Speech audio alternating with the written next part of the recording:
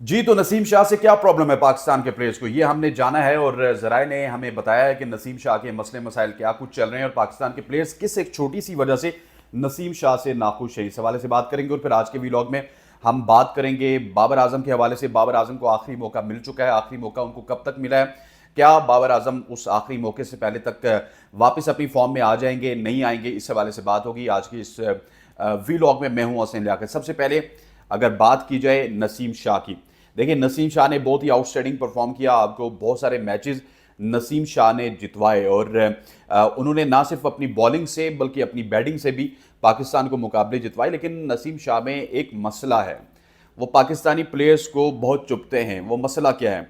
नसीम शाह का सबसे बड़ा मसला एज ऑफ नाउ ये है कि वो गुड लुकिंग हैं, वो स्मार्ट हैं और उनकी स्मार्टनेस पाकिस्तान के प्लेयर्स को चुभती है। That's the reason. देखिए, ये बात हमने ज़राए से मालूम करने की कोशिश की कि व्हाट इज़ द प्रॉब्लम। उसने हमें दो प्रॉब्लम्स बताए। सबसे पहला प्रॉब्लम ये था कि नसीम शाह का कमर्शियल वैल्यू बहुत ज़्यादा है।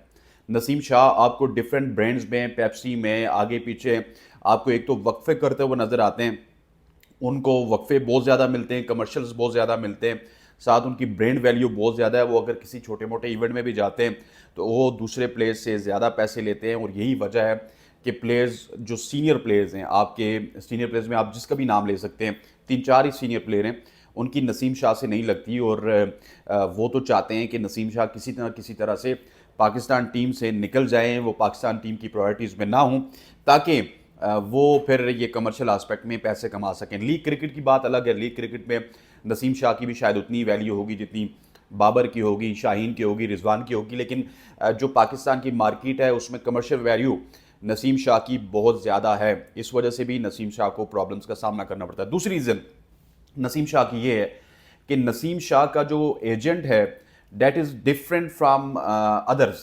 एक तो आपको साया कॉरपोरेशन का पता होगा। साया कॉरपोरेशन जिसमें आपके बड़े बड़े नाम आते हैं।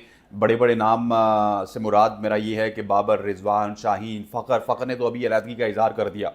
लेकिन नसीम शाह उस स्लॉट में नहीं आता। नसीम शाह का जो प्लेयर एजेंट है वो डिफरेंट है। नसीम शाह की अगर बात की जाए तो उनके प्लेयर एजेंट का नाम भी अलग है, कंपनी भी अलग है। लेकिन अगर बात की जाए दूसरे प्लेयर्स की तो उनका प्लेयर एजेंट और है, साया कॉरपोरेशन है। सो साया वाले लोग सारे इकट्ठे हैं, नसीम शाह अलग हैं। नसीम शाह एक तो अपनी कैपेबिलिटीज़ की वजह से अलग हैं, दूसरा अपनी खूबसूरती की वजह से अलग हैं, कमर्शियल आस्पेक्ट्स उनके बहुत ज़्यादा हैं। तो इस वजह से नसीम शाह के लिए प्रॉब्लम्स बढ़ती चली जाती हैं। और जब भी नसीम शाह परफॉर्म नहीं करते एक आधे मैच में, उनको बाहर कर दिया जाता है। हाल ही के मैच की अगर बात कर ली जाए तो नसीम शाह थोड़े से एक्सपेंसिव हुए, 3 ओवर उनकी एक्सपेंसिव रहे, उसके बाद उनको बाहर निकाल दिया। फिर जो क्रूशल मौके थे वहाँ पे आके नसीम शाह को लगाया जाता है, जहाँ पे नसीम शाह एक बार फिर कहीं ना कहीं पे एक लूज डिलीवरी बॉलर से हो जाती है, वहाँ पे फिर वो रन्स खाते हैं। आप देखिए कि कल नसीम शाह से कितने कम ओवर करवाएंगे। और दूसरी जानिब अगर बात की जाए तो कितना ज़्यादा कमबैक करवाने की कोशिश की गई हारिस रऊफ को। हालांकि पहले ओवर में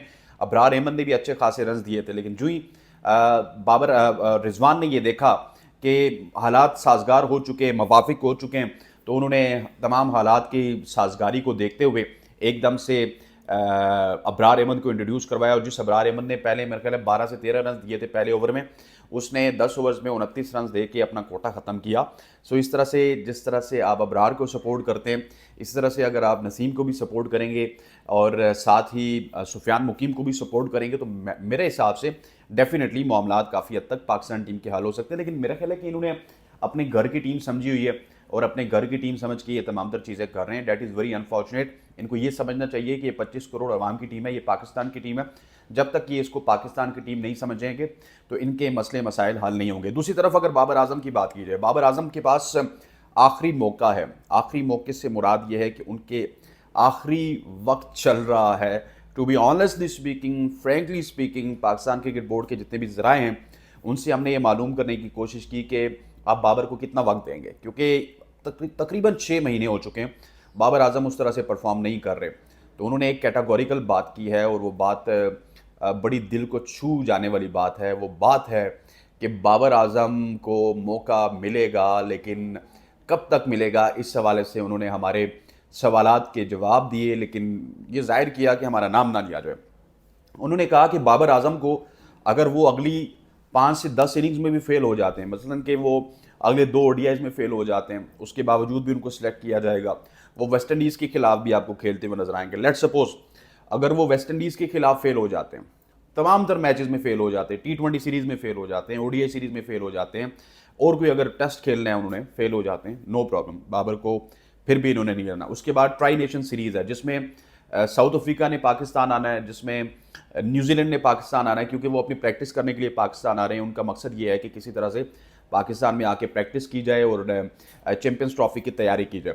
वो जो ट्राई नेशन सीरीज़ है उसमें हमारा एक मैच साउथ अफ्रीका के साथ है, एक न्यूजीलैंड के साथ है। अगर हम जीत गए उसके बाद आगे फाइनल भी हमारा होगा। सो उन मैचेस में भी अगर बाबर आजम फेल हो गए तो तब भी बाबर आजम को खतरा नहीं है। सो हमारे ज़राए ने ये कहा कि बाबर आजम का आखिरी इम्तिहान होगा चैंपियंस ट्रॉफी 2025 का। 2025 चैंपियंस ट्रॉफी में बाबर आजम को खुल के मौका दिया जाएगा। पाकिस्तान के पहले 3 मैचेस हैं, फिर उसके बाद पाकिस्तान अगर आगे जीतता है उसका सेमीफाइनल भी होगा, फाइनल भी होगा। सो तकरीबन 5 मैचेस वहाँ पे बनते हैं। वो 5 मैचेस भी बाबर आजम को दिए जाएंगे और वो 5 मैचेस खुल के बाबर आजम को दिए जाएंगे। उसमें बाबर आजम अगर एक मैच में परफॉर्म नहीं करते हैं उनको अगला मैच मिलेगा, अगले में परफॉर्म नहीं करते उनको अगला मैच मिलेगा, अगले में परफॉर्म नहीं करते उससे अगला मैच मिलेगा, उसमें परफॉर्म नहीं करते तो उससे अगला मैच मिलेगा। बाबर आजम को ड्रॉप नहीं किया जाएगा। लेकिन अगर कब ड्रॉप किया जाएगा, 2 या 3 महीने की टाइमलाइन रह चुकी है। एज ऑफ नाउ 65 दिन चैंपियंस ट्रॉफी को रह चुके हैं, तो 65 के साथ मल्टीप्लाई आप 20 और कर लें तो तकरीबन अगले 90 दिन बाबर आजम के लिए बहुत इंपॉर्टेंट है। अगर अगले 90 दिन में बाबर आजम ने परफॉर्म ना किया और इसी तरह से चलते रहे और चैंपियंस ट्रॉफी में भी खुदा ना ख्वास्ता वो परफॉर्म ना कर सके तो फिर नहीं देखा जाएगा कि ये किंग हैं, फिर नहीं देखा जाएगा कि ये T20 के स्पेशल प्लेयर हैं, फिर नहीं देखा जाएगा कि इनका कंपैरिजन विराट के साथ होता है, रोहित शर्मा के साथ होता है, किसी और के साथ होता है, कुछ नहीं देखा जाएगा। चैंपियंस ट्रॉफी के बाद अगर बाबर परफॉर्म नहीं करते, चैंपियंस ट्रॉफी में बाबर परफॉर्म नहीं करते, स्ट्रेट अवे उनको सिलेक्टर्स की जानिब से कहा जाएगा कि आप डोमेस्टिक क्रिकेट में जाइए, वहाँ पे जाके परफॉर्म कीजिए। अगर आप वहाँ पे परफॉर्म करेंगे आपको टीम में लाया जाएगा, अगर परफॉर्म नहीं करेंगे तो आपको टीम से ड्रॉप कर दिया जाएगा। सो ये बाबर आजम को डेडलाइन दे दी गई है। Champions trophy is the deadline for Babar Azam. So अब देखते हैं कि बाबर आजम किस तरह से परफॉर्म करते हैं और कब तक परफॉर्म करते हैं, और पाकिस्तान टीम में आके उनको अब परफॉर्म करना होगा। और ये 3 महीने बाबर आजम के लिए बहुत ज़्यादा क्रूशल हैं। ख़वातीन वज़ात, ये 2 स्टोरीज़ थी, एक नसीम शाह की और एक बाबर आजम की, जो कि मैंने आपको बतानी थी। और उम्मीद करते हैं कि आज के इस वीलॉग को आपने पसंद किया होगा। आज के इस वीलॉग से इतना ही। इंशाल्लाह कुछ देर बाद एक और एक्सक्लूसिव स्टोरी है, उम्मीद करते हैं कि उसके हवाले से भी मैं जो इनसाइट्स आपको बताऊंगा आपको वो पसंद आएंगी। हमारे इस चैनल को सब्सक्राइब जरूर कीजिएगा। वीडियो में अगर आपको पसंद आए तो उस हवाले से कमेंट जरूर कीजिएगा। That's all from my side. अस्सलाम वालेकुम।